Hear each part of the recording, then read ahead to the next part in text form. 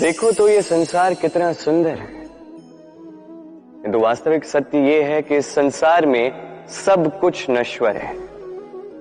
जो कल था वो आज नहीं है, जो आज है वो कल नहीं था, और जो आज है वो कल भी नहीं होगा।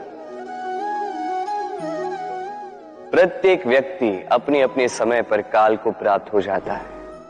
इस रूप का नाश करता है बुढ़ापा, प्राणों का नाश करती है मृत्यु, आलस्य, ईर्ष्या धर्म का नाश करते हैं, और क्रोध संबंध का नाश करता है।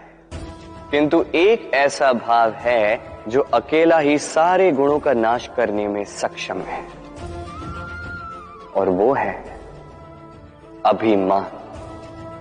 इसलिए ज्ञान को स्वयं के पास आने दीजिए, किंतु अभिमान को कदापि नहीं, क्योंकि यदि ये अभिमान आपके पास आ गया तो जीवन में जो कुछ भी आपने अर्जित किया है, चाहे वो गुण हो, चाहे वो धन हो, चाहे वो मित्र हो, चाहे वो आनंद,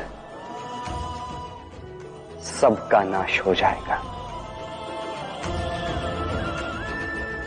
राधे राधे।